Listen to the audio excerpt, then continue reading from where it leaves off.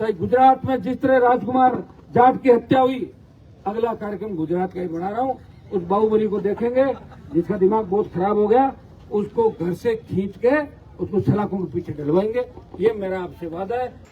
ये दर्द मेरा तू नहीं समझा तो फिर समझेगा कौन, मेरे हक में तू नहीं बोला तो फिर बोलेगा कौन। नमस्कार दोस्तों, देश का सबसे बहुचर्चित यूपीएससी छात्र राजकुमार जाट की संदिग्ध परिस्थितियों में मौत का मामला, जिसे आज लगभग 120 दिन हो गए, लेकिन आज भी एक परिवार न्याय की तलाश में दर दर भटक रहा है। जरा सोचिए उन माता पिता की क्या हालत होगी जिनका एक होनहार बेटा किसी बाहुबली की हनक का शिकार हो गया। जरा उस बहन की हालत के बारे में सोचिए जिसका इकलौता भाई, जिसकी कलाई पर वो राखी बांधती थी, जिससे वो उसकी आजीवन रक्षा का वचन लेती थी, वो आज अपने भाई के हत्यारों को सजा दिलाने के लिए शासन प्रशासन के सामने गुहार लगा रही है। राजकुमार का परिवार जो लगातार ये कह रहा है कि राजकुमार की हत्या गुजरात के राजकोट में गोंडल विधायिका गीतिबा जडेजा के बेटे गणेश जडेजा ने की है। राजकुमार के पिता जो कह रहे हैं कि मेरी आंखों के सामने गणेश जडेजा और उनके लोगों ने मेरे बेटे को बेरहमी से पीटा है, तो फिर वहां का प्रशासन गणेश गोंडल के खिलाफ एफआईआर दर्ज क्यों नहीं कर रहा है।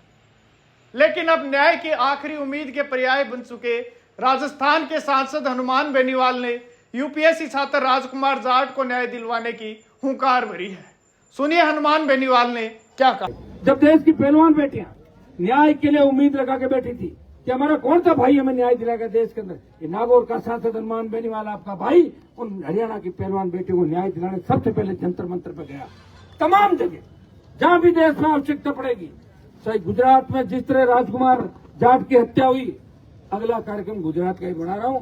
उस बाहुबली को देखेंगे जिसका दिमाग बहुत खराब हो गया, उसको घर से खींच के उसको सलाखों के पीछे डलवाएंगे। ये मेरा आपसे वादा है, अगर हत्या हुई है तो। बेनीवाल ने यह साफ कहा कि वे राजकुमार को न्याय दिलाने के लिए गुजरात कूच करेंगे। हनुमान बेनीवाल ने इस मामले को लोकसभा में भी जोर शोर से उठाया था। उन्होंने गुजरात पुलिस पर आरोपियों को बचाने, सबूत मिटाने का इल्जाम लगाया था। बेनीवाल ने स्पष्ट किया कि वह अब चुप नहीं बैठेंगे। यूपीएससी छात्र राजकुमार का मामला विधानसभा से लेकर संसद तक उठ चुका है। विधानसभा में विकास चौधरी और संसद में 2 सांसदों हनुमान बेनीवाल और उमेदाराम बेनीवाल ने इस मामले को बड़ी मजबूती से उठाया था, लेकिन गुजरात सरकार अब भी चुप्पी साधे बैठी हुई है। राजस्थान में राजकुमार जाट को न्याय की लड़ाई की शुरुआत करने वाले एडवोकेट जयंत मूण जो लगातार हर संभव प्रयास कर रहे हैं, उन्होंने बताया कि लगातार इस मामले में हम 120 दिन से आंदोलन कर रहे हैं। एक्स पर जस्टिस फॉर राजकुमार को ट्रेंड लगभग 10 से अधिक बार इंडिया ट्रेंड करवाकर सरकारों का ध्यान आकर्षण कर रहे हैं। वहीं मानवाधिकार आयोग में भी पत्र लिखा गया है। यूपीएससी छात्र राजकुमार जाट को न्याय दिलाने के लिए लगातार 120 दिन से जो मरु सेना जो फाउंडेशन है हमारा, वो और हमारी पूरी टीम इस न्याय के लिए हम लोग लड़ रहे हैं। इसके लिए हमने तमाम देश भर के जितने भी नेता हैं, गुजरात के जितने नेता हैं, राजस्थान के हर नेता से हमने ये चिट्ठी गृह मंत्री और प्रधानमंत्री जी को लिखा है कि इस मामले की सीबीआई जांच हो। कल भरतपुर के अंदर नागौर सांसद हनुमान बेनीवाल जी ने भी जाट आरक्षण रैली में कहा है कि यदि इस राजकुमार जाट को यदि सीबीआई जांच इस मामले की नहीं होती और यदि इसमें न्याय नहीं मिलता है तो हम लोग राजकोट जाएंगे, चाहे गोंडल में उस जो स्थानीय जो भाजपा विधायक का जो पुत्र और जो पूर्व विधायक जयराज सिंह जडेजा का चाहे घेराव करना पड़े, बड़ी संख्या में हम लोग जाएंगे। इस मामले की शुरुआत 2 मार्च को देर रात्रि जो गोंडल के जो विधायक गीतिबा पटेल हैं, जो भाजपा से हैं, लगातार बाहुबली परिवार है इनके घर पे संदिग्ध परिस्थितियों में इसके साथ में मारपीट हुई, उसके बाद में इसकी मौत हो गई। इस मामले को लेकर लगातार हम लोग हाई कोर्ट के अंदर भी हमने इसके लिए पिटीशन डाल रखी है और हाई कोर्ट के अंदर भी हमें 14 जुलाई की डेट मिली है, जिसमें अभी पिछली डेट के ऊपर हाई कोर्ट ने पुलिस से को नोटिस इश्यू किया है और पुलिस से डायरेक्शन मांगा है। पूरे मामले की जो भी प्रोग्रेस रिपोर्ट है वो हाई कोर्ट ने तलक टिप्पणी करते हुए इस मामले के अंदर मांगा है। 9 मार्च को 2025 को इसकी जो मोर्चरी के अंदर संदिग्ध परिस्थितियों में जब राजकुमार जाट की जो शव मिला तो उसका पुनः मेडिकल करवाने पे उसके शरीर पे 42 चोटों के निशान मिले थे और इसके बाद में हमने यहाँ भीलवाड़ा में उपखंड मुख्यालय के ऊपर पूरे दिन प्रदर्शन किया। उसके बाद में जिला मुख्यालय के ऊपर भी हजारों की संख्या में एक बहुत बड़ा आंदोलन करके हमने सरकारों का, गुजरात और राजस्थान की सरकारों का ध्यान आकर्षण किया था।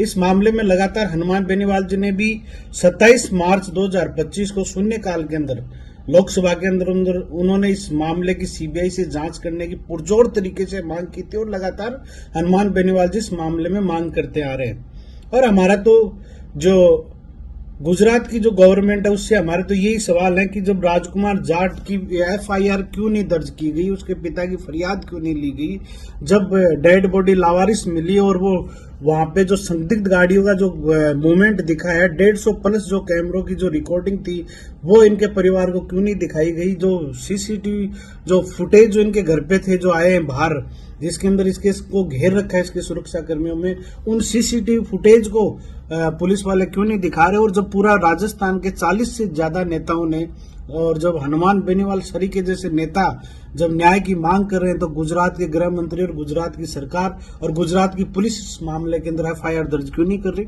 और 4 मार्च को इनके पिता रिपोर्ट लिखाने गए, 5 मार्च को एसपी के पास में जाते हैं, वहां के 4 मार्च से सिविल हॉस्पिटल में डेड बॉडी पड़ी है, लेकिन स्थानीय मिसिंग पोर्टलों के ऊपर इनकी डेड बॉडी को दिखाया नहीं गया राजकुमार की। और 9 मार्च को जब प्रेशर पड़ जाता है जब पूरा का पूरा मीडिया का, और उस टाइम पे ये कहते हैं कि सिविल हॉस्पिटल में एक संदिग्ध डेड बॉडी मिली है, उनके परिवारजनों को सौंपते हैं। तो बहुत से इस मामले में सवाल हैं और पूरे मामले में हम पुरजोर तरीके से अभी भी हम लोग मांग कर रहे हैं कि इस मामले की, क्योंकि ये मामला एक यूपीएससी की परीक्षा की तैयारी करने वाले एक बच्चे का, ये मामला उन मारवाड़ियों का जो राजस्थान से बाहर जाके गुजरात के अंदर जो बिजनेस कर रहे हैं, ये मामला उस गरीब परिवार का है। और इसकी मामले की सख्त से सख्त इस मामले के अंदर सीबीआई की जरूरत है। और जब तक सीबीआई की जांच नहीं होगी हम लोग इसी प्रकार आंदोलन को जारी रखेंगे। एडवोकेट जयंत मुंड ने बताया कि गुजरात उच्च न्यायालय ने इस मामले में पुलिस को नोटिस इश्यू किया है, वह इस मामले की प्रोग्रेस रिपोर्ट व डायरेक्शन मांगा है। इसको लेकर हमारे अधिवक्ता ने जब सीसीटीवी फुटेज के लिए बोला तो माननीय न्यायालय ने भी वो भी न्यायालय के समक्ष पेश करने के लिए कहा है। अब इस मामले की अगली सुनवाई 14 जुलाई को है, लेकिन आज भी राजकुमार की मौत कई सवाल खड़े करती है, जिससे यह जाहिर होता है कि यह मौत नहीं बल्कि एक सुनियोजित हत्या है। इन सवालों का जवाब लोकतांत्रिक देश में जिम्मेदारों को देना होगा। पहला सवाल यह कि एक ही शव के 2 पोस्टमार्टम में चोटों की संख्या अलग अलग क्यों। दूसरा यह कि यदि 4 मार्च को मौत हुई थी तो 8 मार्च को एसपी ने लोकेशन मिलने का दावा क्यों किया। तीसरा सवाल यह कि मृत व्यक्ति को ट्रैक करने की बात पुलिस के किस आधार पर कही गई। चौथा सवाल यह कि एफआईआर में विधायक के बेटे का नाम क्यों नहीं है। और 5वां सवाल यह कि हत्या के आरोप को नजरअंदाज कर एक्सीडेंट का मामला क्यों बनाया गया। राजकुमार की मौत की गुत्थी अभी तक अनसुलझी है। जब तक इन सवालों के जवाब नहीं मिलेंगे तब तक न सिर्फ एक परिवार बल्कि पूरा समाज न्याय की प्रतीक्षा करता रहेगा। आज की इस वीडियो में इतना ही। आप देख रहे थे बोल हिंदुस्तान, मैं अभिषेक, नमस्कार।